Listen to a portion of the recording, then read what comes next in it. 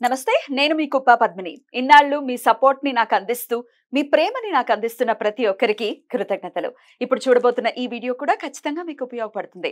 Like, share and subscribe చేసి మీ ఇష్టాన్ని అలాగే మీ సపోర్ట్ ని నాకు అందించండి. అలాగే ఈ వీడియో పట్ల మీ అభిప్రాయాన్ని కమెంట్ సెక్షన్ లో కమెంట్ చేసి నాకు తెలియజేయండి. నమస్తే. జ్యోతిష్య శాస్త్రం ఒక అద్భుతం. వేదాంగమైన జ్యోతిష్య శాస్త్రం అనేటువంటిది మానవ జీవన గమనానికి ఒక వరం. జ్యోతిష్య శాస్త్రం నీ జీవితంలో వెలుగునింపే ఒక భాష.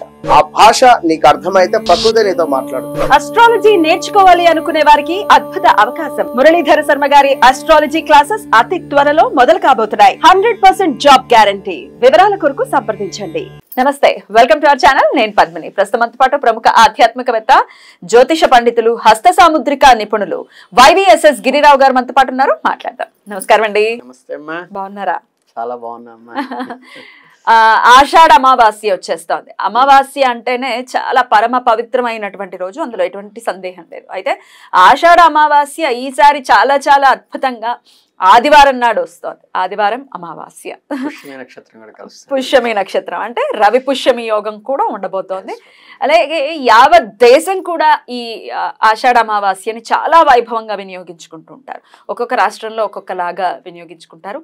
మనం కూడా చుక్కల అమావాస్యగా జరుపుకునేటటువంటి ఈ ఆషాఢ అమావాస్యని ఎలా జరుపుకోవాలి, ఏం చేయొచ్చు, ఆ రోజున ఎలాంటి విధి విధానాల్ని పాటించాలి ఇత్యాది విషయాలు ఒకసారి మీ ద్వారా. చాలా సంతోషం. కాకపోతే ఏంటంటే ఇప్పుడు అమావాస్య మీద ఒక చిన్న బ్లేమ్ కూడా ఉంది. ఏదో అమావాస్య రోజు పుట్టిన వాళ్ళు మహారాజు అవుతారు, దొంగలు అవుతారు. విషయం ఏంటంటే మీ ఎదురుగా కూర్చున్న గెస్ట్ కూడా అమావాస్య రోజే పుట్టారు, అయితే దొరలే అవుతారు. కనుక ఏంటంటే తల్లిదండ్రుల బ్రాటప్ లో ఉంటుంది, అంతే. తల్లిదండ్రులు పెంచిన విధానంలో ఉంటుంది.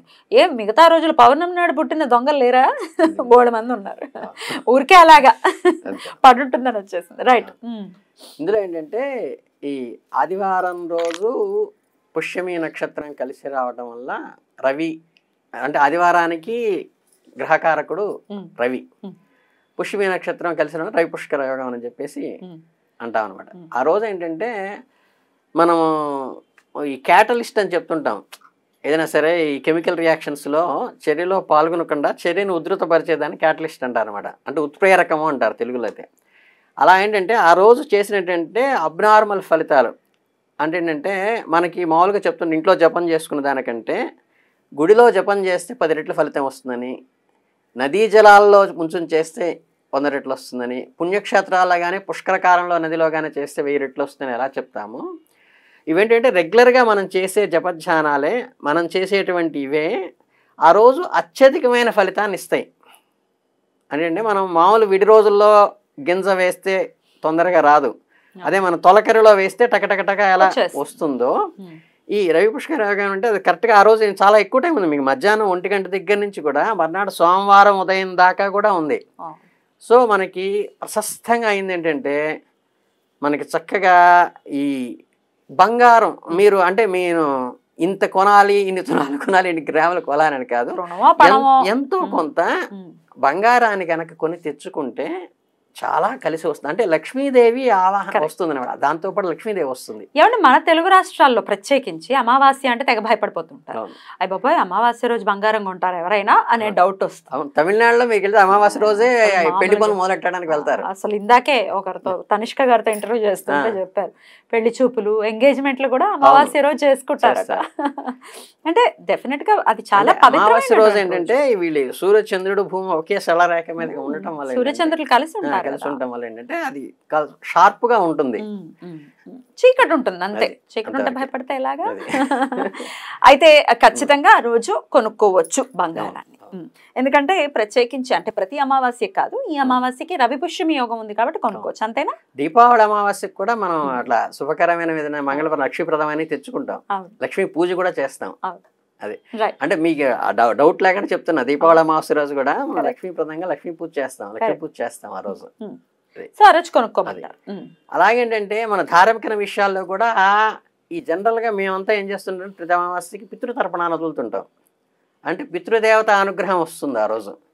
అది కూడా అద్భుతంగా మనకేంటంటే కొంతమందికి ఈ పితృదోషాలు ఉన్నాయని అవేంటో మాకు ఆ దోషం పోవాలంటే ఏంటంటే ఇప్పుడు ఎట్లా అయితే మీకు నంది ఉత్సవం చేయిస్తారో అక్కడ తిరువన్నామలైలో, అలాగే ఇది కూడా ఈరోజు ఏంటంటే మనకి రవి పుష్కర యోగం ఉండటం వల్ల మనం అర్ఘ్యం వదిలేదంతా కూడా సూర్యుడికి వదులుతాం, సూర్యనారాయణమూర్తికి అర్ఘ్యం వదులుతాం.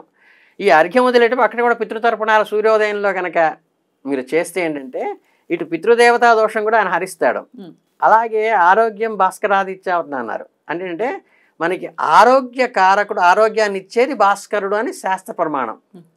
కనుక ఏంటంటే ఈ రవి పుష్కర యోగంలో మనం కనుక ఆదిత్య హృదయం చదువుకోవటం కానీ, లేకపోతే ఈ రవికి సంబంధించినటువంటి సూర్యాష్టోత్రం చదువుకోవటం కానీ, దీనివల్ల ఏమవుతుందంటే మనకి హెల్త్ డిజార్డర్స్ ఏమన్నా ఉండి బాగా మనకి ఇబ్బంది పెడుతున్నాయి అనుకున్నాం ఏంటంటే ఇది చాలా అదృష్టంగా అంటే అన్నీ కలిసి వచ్చినటువంటి ఇది కాబట్టి మీకు చక్కగా అమావాస్య కలిసి వచ్చింది, పుష్యమి నక్షత్రం వచ్చింది, చక్కగా ఆదివారం వచ్చింది కాబట్టి ఆదిత్యుడికి కనుక మీరు చేసుకుంటే మీరు చక్కగా జపం చేసుకోవచ్చు, మనకి దానాలు ఇచ్చుకోవచ్చు, బొబ్బట్లు ఇలా చేసుకుంటే ఏంటంటే మీకు చాలా కలిసి వస్తుంది. ఆదిత్య హృదయం ఈజ్ నెంబర్ 1.